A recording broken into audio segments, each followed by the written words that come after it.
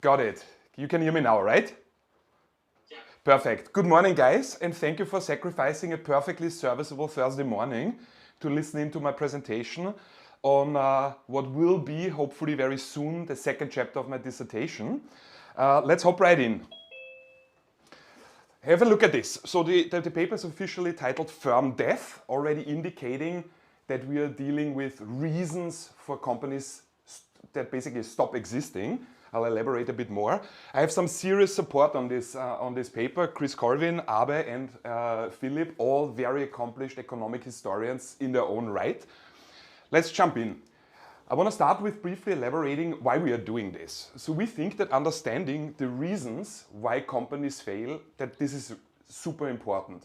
And the reason for that is there are huge costs associated with companies failing. Economic costs and societal costs. If you think about jobs getting lost, products disappearing, taxes lost, so it's relevant. There is a huge empirical challenge involved. Companies fail all the time, but typically the companies that do fail all the time are actually small and medium companies. Large publicly listed corporations rarely fail, so that means it's notoriously difficult to study simply because you don't have the data. Our solution, or our proposed solution, is to make this a very long-term study. So as you can see, this is not a typo. We are really studying a period of a little bit more than 100 years in full. There is more to it. So obviously we're proposing a long-term study. We constrain ourselves strictly to the Netherlands. There are several contributions that we hope to be able to provide. Number one, we want to understand the determinants of corporate failure. So that's just complicated finance, blah, blah, for. We want to understand what causes companies to fail. So specifically, which variables matter? Is it a cash flow? Is it whatever, dividend payments? What are the drivers? Secondly, we want to distinguish between two very different kinds of failures. Number one, shareholders can choose for the company that they are shareholders of to be liquidated. Meaning shareholders can pull the trigger on the firm and decide this firm should die. And secondly, a company can fail because it goes bankrupt. So that's typically what is associated with the thought of a company failing, going bankrupt. And that is typically triggered by creditors, so by the parties that our firm owes money to. What is very relevant here, this is of course a historic study. In the 20th century, there was a massive change in the Dutch environment, causing a shift from shareholder orientation to stakeholder orientation. I will elaborate a little bit more in a bit what that actually means. And last but not least, this is very relevant to us. We're not only interested in what causes companies to fail, we are interested in of corporate failure change over time. There is not that much literature on corporate failures, and certainly not on corporate failures in the Netherlands. There are some papers diagnosing that the bankruptcy regimes differ around the world. I don't think that's a major surprise. Literature distinguishes between two kinds of system, a very harsh system and a soft system. We are not, spoiler alert, we are not in an environment where we have a harsh system, so inefficient firms do not typically get liquidated, at least now anymore. Another study diagnoses national differences appear to be very deep and very persistent. I think it's also not a major surprise. Let's hop into the historical background. We are studying 100 years, so that really matters. Relevant fact number one, the bankruptcy code in the Netherlands has been unchanged, well, since 1893. So that's very nice for us. It's a very stable legal environment. What we have in the Netherlands is a liquidation-based auctioning system with a basic reorganization provision. It's not that relevant for our study, but for the sake of completeness, I want to mention it. What is very relevant for our study is this here. I'm not going to bore you with legal details, but I want to stress the core of this. So in the Netherlands, now and also historically, it was the fact that shareholders could, in the course of an annual shareholder meeting, with a majority, decide to pull the trigger on the firm and decide, yes, we agree we will liquidate the firm, no matter if bankruptcy conditions were present or not. So even theoretically, a very well-performing firm could have been liquidated in this way, simply based on the will of the owners, the shareholders. So that would be a dissolution without conditions of bankruptcy present. And secondly, dissolution as a result of bankruptcy. As I've already said at the beginning, this means a company basically cannot pay their liabilities anymore, is massively in debt, stops paying, and the creditors then file for this firm being sent into bankruptcy. And now, the exciting, hopefully exciting fact, we had a change in the jurisdiction. There was a Supreme Court ruling that established several things. The main thing, the main finding, the main conclusion from this finding was power was taken away from the annual shareholder meeting. So that means that after, essentially, I would say 1950s, 1960s, after this Supreme Court ruling, that was the Forum Bank case, it was not possible anymore for the shareholder meeting to overrule the management in matters of liquidation. So that means if the management of the firm said this firm should continue to exist and the shareholders wanted to pull the trigger, the will of the management would prevail. So that means that the shareholder meeting lost power. So they could not simply anymore liquidate a firm if they were unhappy with the returns. If management said, no, this company will continue to exist, the company would not be liquidated. So that is what I initially hinted at already with, that's a shift from shareholder catering to the will of the shareholders, more to a long-term stakeholder orientation. Of course, we need to address the research questions. Obviously, we are studying determinants of corporate failure. So when I say failure, that's a bit of an umbrella term under which we cover, to the very least, two different things: liquidation based on the will of the shareholder general meeting, and real bankruptcies, so triggered typically by creditors. We are also very much interested in if the change from shareholder focus to stakeholder focus or orientation, roughly in the 1950s, actually has affected the determinants of termination. Spoiler alert, the answer here is yes. And we have a ton of sub-questions that are, I think, very interesting. I cannot speak to all of them in great detail yet. This is really work in progress. It's not completely finished yet, but I want to show you because I think it's very interesting. We also are interested in, are family firms different in terms of reasons for failure? Do shareholder rights matter? We care very much about the role of social networks, so that connects also to our first paper where we showed how important social networks really are. Not just for knowledge transfer, but also for survival, apparently. Does it matter if your company has a banker on the board of directors? Were liquidations of inefficient firms replaced by mergers or acquisitions? So simply, if we just observe different determinants of failure, we have to consider that maybe failures can manifest in a different way. Maybe firms disappear not because they technically really disappear, but simply because they were swallowed by another firm. So that's something we will consider in our robustness check. And last but not least, in case you're wondering, why do I see the word zombie in a finance presentation?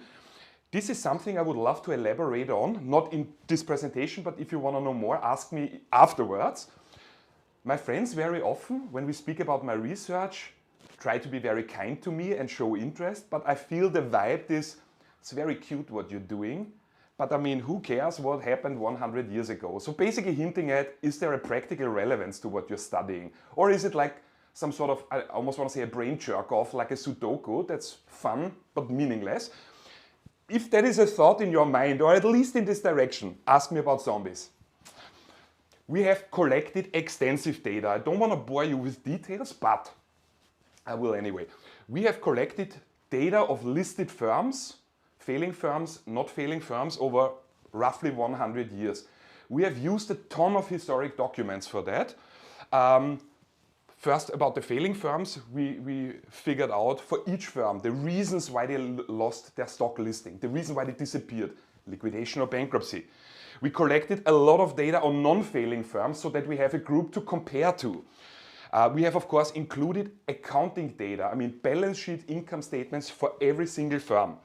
Stock market data, board data, corporate governance information. We have also excluded a fair amount of data, I have to admit.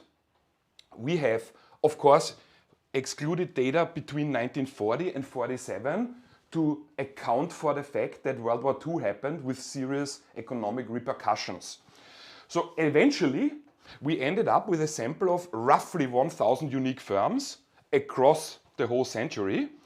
And in this, we have 172 unique firm fails. This is an overview. Let me guide you through it very quickly. This here is obviously the timeline. What you see here in red are liquidations. What you see in blue are bankruptcies. And the green dots is the number of listed firms. And even without any econometrics, nothing, you already see that clearly something is different happening here as compared to here. Let me show you that. This here is the period that we have excluded for several reasons. First of all, the regime change, the Supreme Court ruling in the Forum Bank case happened here, and the spread of this information of the court ruling also took a couple of years to slowly permeate essentially society, at least the legal scholars.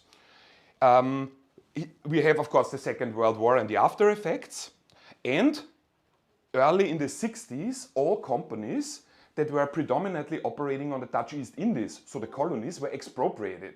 So those are companies, we exclude them as well. But like I said, at first glance, you see liquidations dominant, bankruptcies dominant, almost no liquidations anymore. How are we gonna, or how have we approached this? Well, we say that the dependent variable is a binomial choice variable, which is just complicated blah blah for a variable that can have only two values, 0 or 1. So we say the outcome variable is 1 if a firm fails and 0 otherwise. So our regression equation is a logit regression or a series of logit regression, takes this form. It's nothing too fancy here. X would be the vector of variables that we use to explain the failures. So to be a bit more, to make this a little bit more tangible, here we pack in all the accounting information, cash flow, assets, tangibility of assets, conservatism. Here we also pack in all the board information. Is there a banker on the board? Yes or no? Do we observe interlocks with other companies? Yes or no?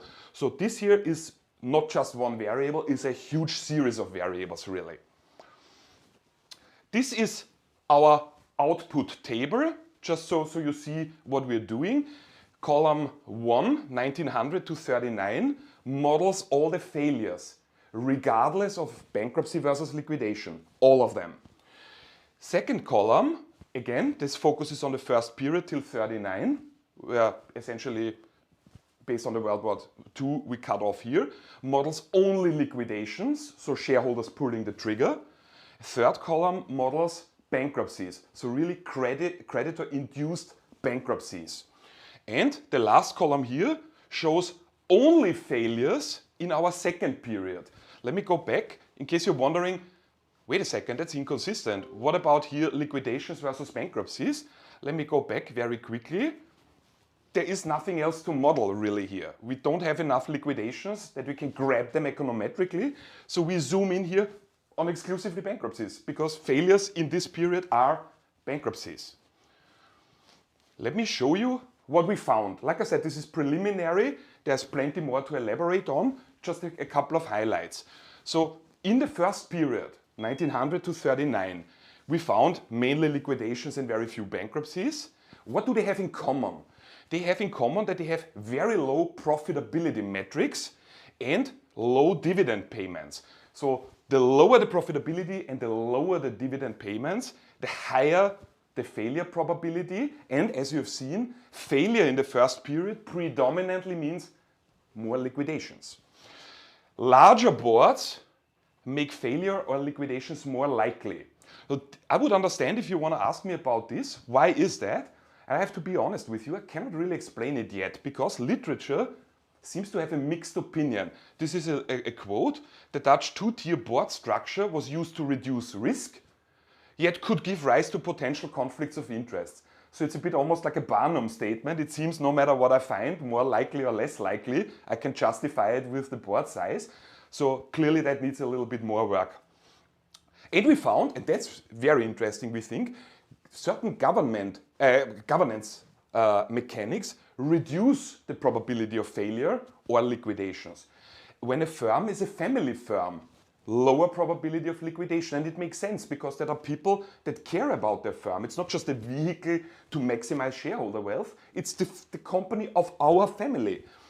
Having a banker on the board reduces the probability of failure or liquidation, and interlocks with other non-financial firms reduce the probability of failure and liquidation.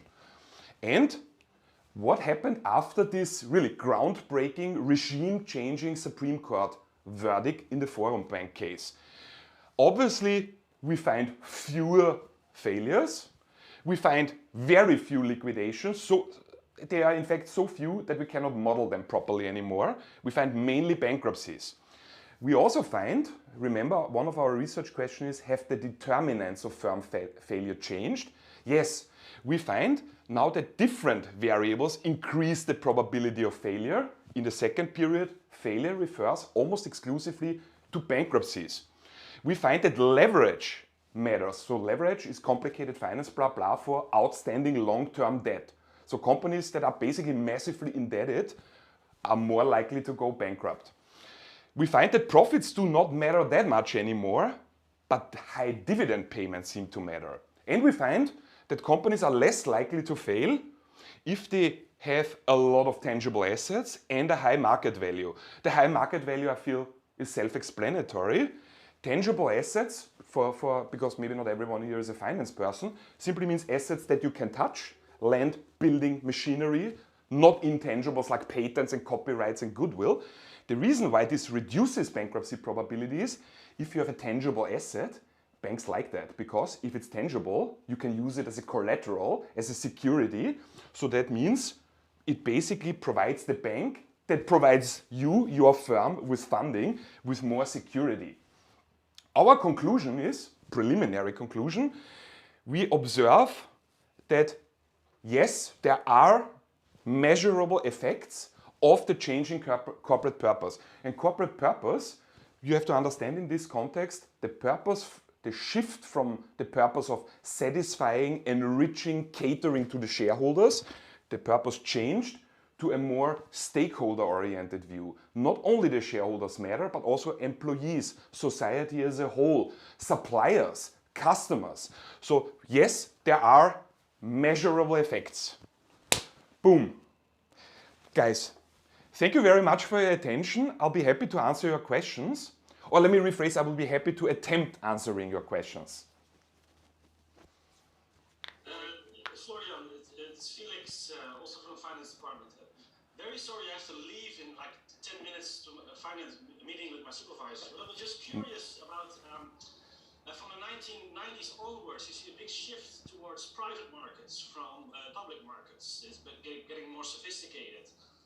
And also delistings start making a bigger role. Is that something you can observe also in your data set? Not really, to be honest. We by definition, we study exclusively firms that were listed at the Amsterdam Stock Exchange. So everything that's not listed there, we exclude right off the bat. And the reason for doing this is we are dependent on massive amounts of data. We need not only accounting information, we need board information, we need investment bank information so that we can measure the interlocks, the double positions, banker on the board. And with companies that are delisted, none of that is, or very little of that is available. And especially the more you go back in time, the more tricky the data collection gets. So if you look at the books that we use, let me show you. This is one of those books, Van Os Effecte book. We have at home here something like 5 meters of those. If you look at very old books, the information gets very difficult to obtain. Some books are missing. So I think this would cause gaps in our data, really. So that's not something we study. And you only take the main exchange, not, for instance, the parallel burst from the 80s. That's correct. Yeah. Okay. That's correct. Yes. All right. Thank you. Thanks for your question. Cool question. I'm so hoping that somebody wants to ask about zombies. I don't want to put questions in your mouth, but Really looking forward to that. All right, Florian, tell us about zombies then. Thank you for your question, Linda, for your spontaneous question. I really appreciate it. Let me show you. So, as I've said, the reason why I care about this is because I don't want people to think that the fact that we are studying historic events makes our research meaningless or makes our research academically relevant but practically irrelevant. So what do I mean here with zombies? That's of course short for zombie firms. So let me briefly elaborate what a zombie firm is. A zombie firm is a firm that for all intents and purposes should be out of business, yet it isn't. So it is in a way in this undead state. It is not a term that I have invented, unfortunately. They are really officially referred to as zombie firms. And it's a very new term actually. It's only floating around for a couple of years. And we care about this because we have, as I've showed you, we are studying two periods, 1 and 2 essentially. So what we could do, and we are really thinking about it and probably gonna do it, we could develop econometric models that explain failures in the first period. We have done so. And then we could use the same models that explain failures in the first period and use them to predict which firms, according to our first period models, should have gone out of business in the second period. And then we compare the firms that, according to our models, should have gone out of business with the firms that actually have gone out of business. There will not be a perfect overlap simply because you have seen the change from shareholder orientation to stakeholder orientation. So that means we will predict some failures here that do not occur. So that means... How will you control for that then because of the change in regime? Because? Of the change in regime that's in this, the role of the shareholders. Yeah, I mean currently we're using really different models to explain failures here, first period versus second period. But what we could do is try to use the first period models and apply them to the second period. So to essentially try to predict which firms should have gone bankrupt, yet have not. Why does this matter outside of a historic context? Well, we are now still suffering from the corona pandemic, and in the context of corona pandemic and government subsidies for firms, this matters because a lot of people say governments subsidizing firms is essentially providing life support for zombies. So you can have different opinions on that. I have to be honest, I'm not competent enough yet to have a strong opinion. My first instinct was, I don't think that zombie firms are a bad thing. Because I have to admit, on the inside, I think I'm very liberal, rather leaning to the left. I find it relevant. Maybe it's weird for a finance person to say, but who cares only about profits and taxes and stuff like this? I think it is important that people do not lose their job, that the companies that supply firms that later on might go out of business, that they don't struggle simply because their main customer, the firm that goes out of business, has gone bankrupt. So I care a lot about the social effects of bankruptcy, yet full disclosure, my PhD supervisor has a slightly different view. He says, no, that are market inefficiencies, there is life support, that are market distortions, these firms should be out of business. So like I said, I have not done literature study enough. But despite the view you have, it is interesting to know how many there would be. But how will you check for the false positives? Yeah. Or the false negatives? Yeah, so that is a very good question. So there would be indeed false positive, false negatives. So a false positive, depending on how you phrase it, would be we predict using models from period 1 that certain companies in period 2 would fail. If they have not failed, we would label them as zombie. Then it's easy. My initial instinct was, because even though I present here econometrics, I'm not really an econometric guy. I love case studies. I think this is the sweetest work there is in my view. So I very much like the idea of predicting which firms should have gone bankrupt, that have not gone bankrupt, label them as zombies, and then I would like to make a case study about these individual cases to explain why have they not gone bankrupt. And from the first paper, that was a case study paper, we zoomed in on a couple of 3 companies, even earlier than 1900, so 1856 onwards. And I noticed that in the details, you find so much information that I think econometrics would not easily pick up. So my first instinct would to make the zombie firms then later on sort of like a very sexy, elegant case study, to be honest. Okay. Yeah? Thank you, Florian. We have a question in the chat from Puck. Can you elaborate on how you measure the change from shareholder to stakeholder orientation of the companies in your data set, please? Yeah. So how do I measure the change from shareholder orientation to stakeholder orientation? Let me show you. It's not really a measurement. It's something that we expect will happen. So that is something we hypothesize. It's reflected in our hypothesis indeed. The Forum Bank case was really groundbreaking. So when the Supreme Court ruled that the authority of the management cannot be so easily curtailed, constrained by a shareholder meeting decision, it essentially empowered management. So that means there were plenty of instances that we know of where management was against liquidation because management said, why? The firm is functioning quite well. Sure, you shareholders are maybe not happy with the returns yet, but give it some time, the company will develop. And initially shareholders were able to say, no, we are not patient enough, we pull the trigger, firm is liquidated.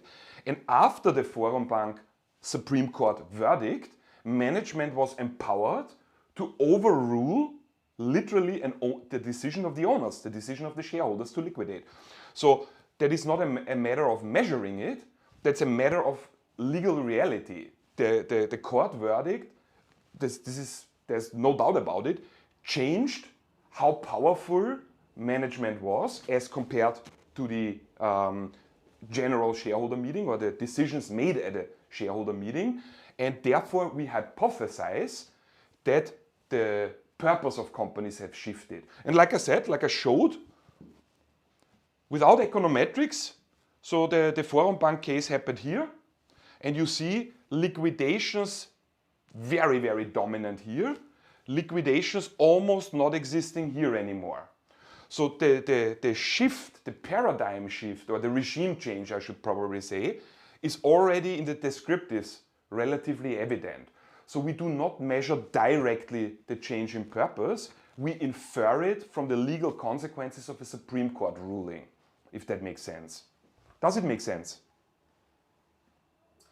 Hi, sorry, my connection is not very stable, so that's why my camera is on. That's all right. Thank you for a very good presentation, first of all. It was super engaging and interesting to look at. Thank you very much. I was just very curious about this because there's a lot of talk about this shift to shareholder or to stakeholder representation and things like that. But at the same time, we see that shareholders still have a very big influence. So I was just very curious whether you had measured that indeed or not. But as you mentioned, you didn't. So yeah, I'm a bit curious about that because yeah, I mean, maybe in terms of sustainability, for example, the recent example of Danone, where the CEO was actually by the shareholders, it was decided that he had to leave because he was too sustainable in that sense. So yeah, so I was curious about that. Can you just for me to give a accurate response? What is exactly your question? You said, did you measure what? What exactly do you mean? No, yeah. So my question was indeed, but you already answered that, whether you measured that change from shareholder to stakeholder orientation, but you didn't. But because I'm always curious, there's a lot of talk about that shift. Yes. But is there really a shift? Can that really be observed? Is there any previous research that shows that there has been a shift, except for that court ruling that you mentioned? Yeah, I think it's a great question. That's a little bit, maybe I did not explain this well enough or didn't present it well enough. The change in purpose of companies, that is part of our contribution to show that it occurred. So that's the whole thing. I mean, I don't want to answer your question by asking you something about my research now, but which variable could we use, regardless of if it's available or not, which variable would represent, that is directly measurable and observable, shareholder orientation versus stakeholder orientation? So that's not that it's not as easy as measuring, let's say, a free cash flow or amount of tangible assets. So I appreciate your question. I'm just like you. I also care a lot about the increase in relevance of sustainability, also in finance. I think there is no metric that would allow us to directly measure it. So that's indeed why we are basically picking up the Forum Bank case, the Supreme Court ruling, and try to make inferences from it. I've not put this on the slides because it would obviously blow up the time that we have available today. But there are plenty of, not really papers, but opinions of legal scholars, of contemporary legal scholars, that then really pick apart the Supreme Court ruling and show what are the consequences of applying this consistently. And the consequences are quite clear. They show that really management, if it cares about not just the shareholders, but the stakeholders, is now able to push back against the general shareholder meeting's decisions and can prevail. And our strongest, I would say, evidence is this.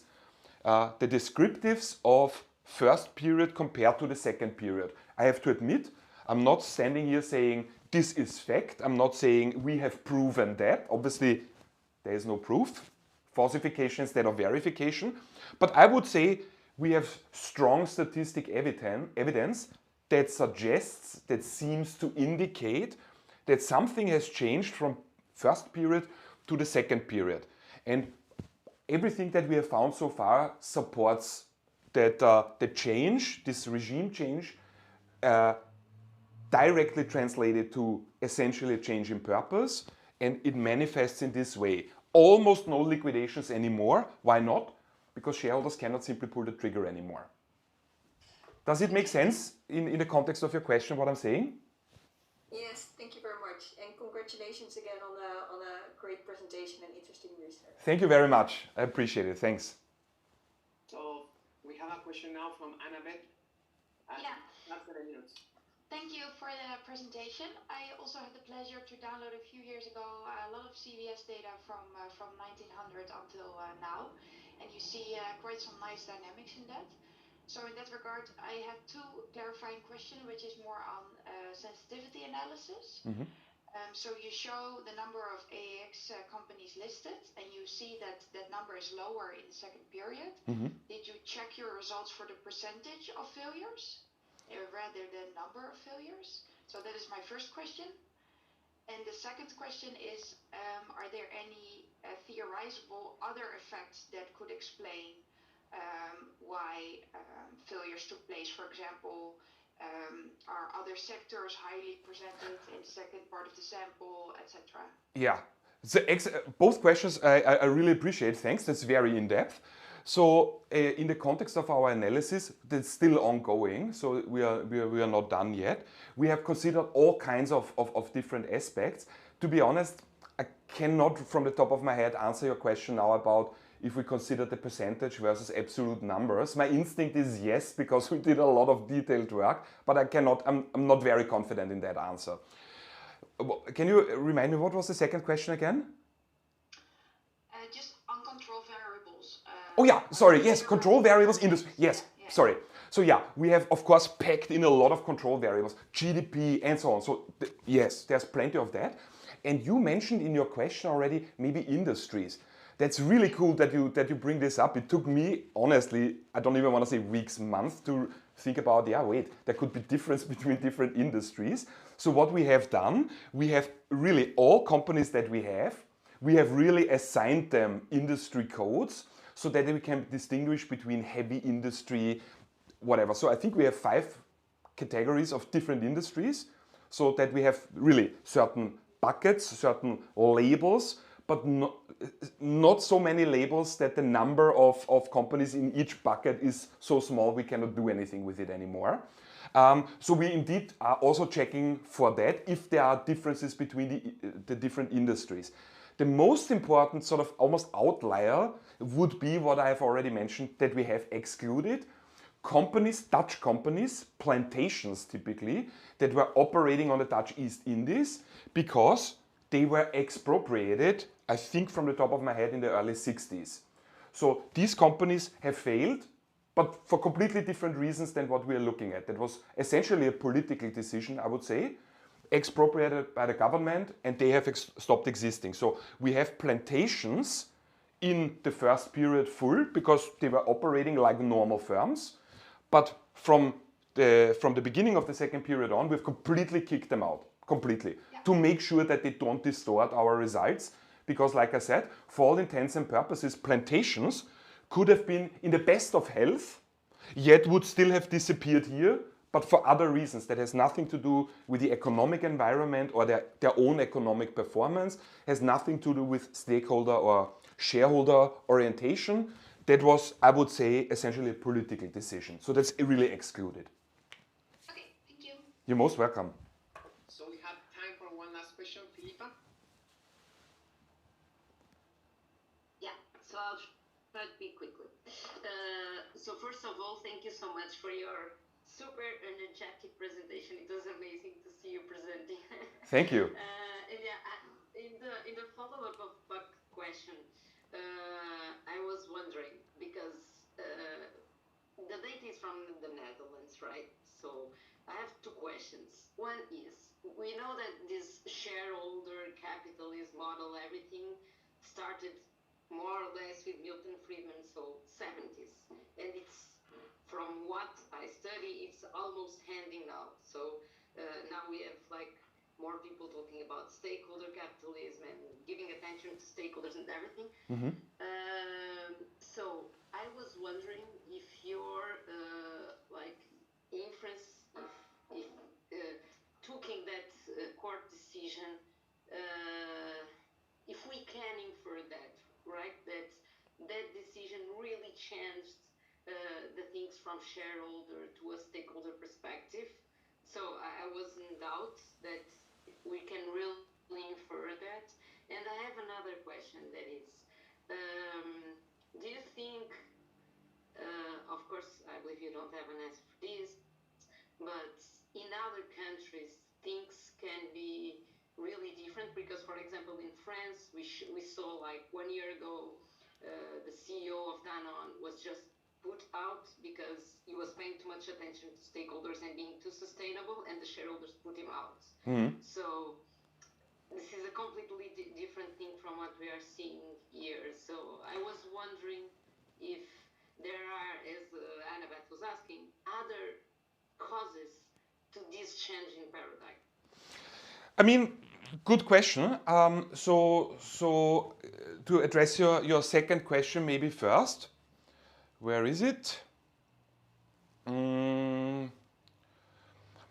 You said, well, in France, that's very different. If I think that can be different in different countries, no doubt about it. We are really, I'm relatively confident in making statements about covering the last 100 years of corporate failure in the Netherlands. And I would not say anything without my lawyer about any other country. And the reason why I do this is this. There is, of course, objective research that black on white says, well, there are huge national differences. So I'm not pretending that every country is the same. This is a historic study. It is really embedded in a historic context, in a very specific national environment. The Netherlands are a country so small that the Netherlands, whatever happens economically here, does not really, influence the outside world much. Yet it is so linked to the outside world that whatever happens on the outside world can have effects on the Netherlands. So that's why it's like our co-author said, it's a nice historical laboratory. So there's no question about this, that the findings from this paper are not immediately one-to-one translatable to France or Austria or Germany or other countries. For sure not. What was your first question? Oh, your first question was, well, if I think that there could be other reasons, or if that's really sort of a fact that a change in corporate purpose occurred here. So, I mean, it's science, right? So we are not trying to show that something is the case. We're trying to show that something is not the case. And if we fail to show that something is not the case, for the time being, we keep working with it. I'm willing at this point, and only because you really force me to say, I have a reasonable degree of certainty that a change in purpose occurred, that I can back up with econometrics with econometric evidence. But I'm not, and I really want to stress this, I'm not saying this is fact, I'm not saying this is proof of anything, because that is not our scientific mindset really. I'm relatively, if we had beers, you and me, and we were chatting about it, I would say I totally just proved that this happened, honestly. But in a research presentation, I of course couch myself in a million caveats and disclaimers. Yeah, and last, sorry, maybe one more very serious thing. We are still, I would say, knee deep in our analysis phase. We have already a list of robustness checks that we want to do to eliminate as much as possible other explanations, certain counterfactuals, just to gain a little bit more confidence in our results. But for now, it seems relatively convincing when you consider our findings. When you consider our findings in the second period, I mean, we really see that the models we use to explain 1 for failure, 0 for not failure, we see that really completely different variables are now significant. So, and based on the fact that we study so many firms, I mean, you have to imagine, we study the whole universe of listed firms that were traded in the last 100 years. So that is not a sample, that's really a census that we are doing. So that's where my confidence in our result comes from, in the Dutch context. Thank you, Florian, and thank you, everyone. As Philippa said, it was a very energetic presentation and a very good way to start this forum. Thank you, guys. I appreciate the feedback and the question. Really, thanks, guys. That will help improve the paper for sure. Thanks. Thank you very much. And now.